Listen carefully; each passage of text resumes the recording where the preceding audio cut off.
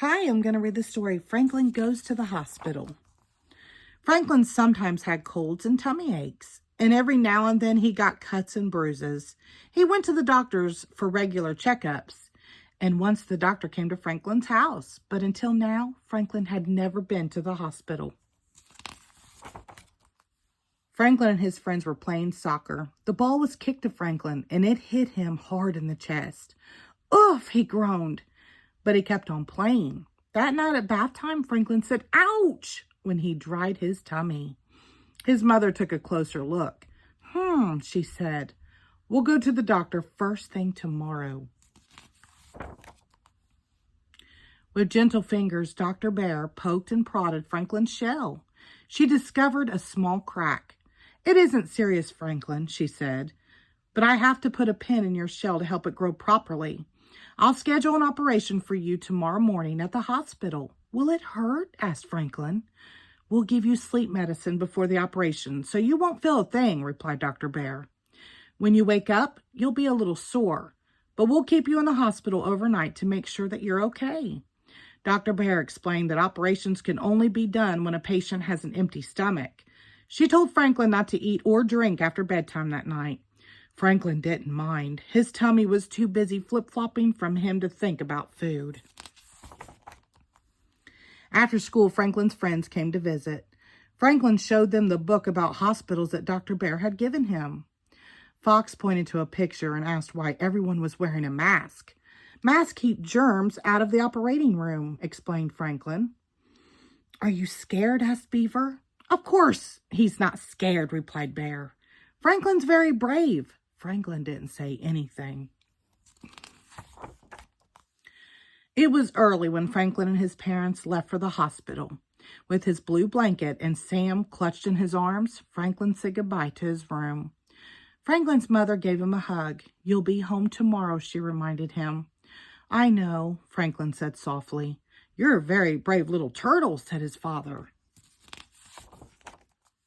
At the hospital, Franklin was given a bracelet with his name on it. Then an attendant pushed him down a long hallway in a wheelchair. Franklin stared at all the strange equipment on carts and trolleys, and he wrinkled his nose at the unfamiliar smells. As they went around corners and through doors, Franklin kept checking to make sure that his parents were keeping up. At last, they reached Franklin's room. A nurse gave Franklin a special gown to wear. She took his temperature and his blood pressure and listened to his heart. Next, she rubbed some cream on his hand. This will numb your hand, she told him. Then it won't hurt when the doctor puts in the needle for your sleep medicine. Okay, said Franklin in a small voice. You're a very brave patient, said the nurse. Soon the attendant came back to take Franklin to another room. Dr. Bear was waiting for him. We're going to take some x-rays, she said. I need to know exactly where to put the pin. I don't want x-rays, whispered Franklin. X-rays don't hurt, explained Dr. Bear. The machine only takes pictures of what's inside you. I know, said Franklin. He started to cry. Dr. Bear sat down beside Franklin. Please tell me what's wrong, she said. Franklin sniffled. Everybody thinks I'm brave, but I've just been pretending. X-rays will show that inside. I'm scared. Oh, Franklin, exclaimed Dr. Bear. An X-ray doesn't show fillings. It only shows shell and bones. You mean no one will know I'm afraid? Franklin asked. No one, replied Dr. Bear. But just because you're afraid doesn't mean you aren't brave. Being brave means doing what you have to do, no matter how scared you feel.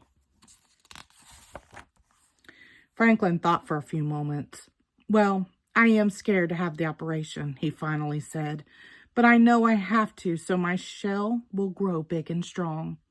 Dr. Bear smiled. That's what being brave is all about. Franklin let out a very deep sigh. I'm ready now, he said. When the x-rays were done, Franklin was taken to the waiting room. We aren't allowed into the operating room, Franklin, said his father. But we'll be with you in the recovery room when you wake up, his mother promised. Soon, Dr. Bear came to get Franklin. His mother and father kissed him and waved as he went through the doors. In the operating room, Franklin said hello to the other doctors and nurses.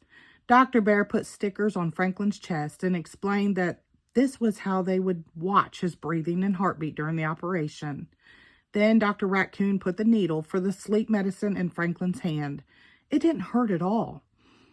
When that was done, he asked Franklin to count backwards from 100. But I can only count backwards from 10, Franklin said. That will be just fine, said Dr. Bear. 10, 9, 8, began Franklin, and that was as far as he got.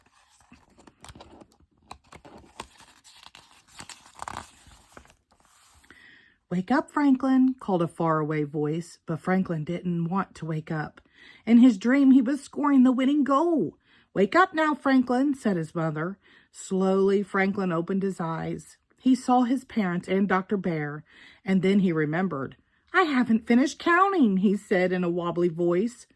But I finished operating, said Dr. Bear with a laugh. 2 hours later, Franklin was back in his hospital room. He walked slowly to the mirror and looked at his bandages. I guess it'll be a while before I can play soccer again, he sighed. Dr. Bear thinks you'll heal very quickly, said Franklin's father. She also said you're an excellent patient, added his mother. Franklin smiled. That night, after Franklin's parents had gone home, Dr. Bear came to see him. I have something to show you, Franklin, she said. She held up an x-ray. Is that me? He asked. Dr. Bear nodded. That's you, she said. Brave through and through. The end. Thank you.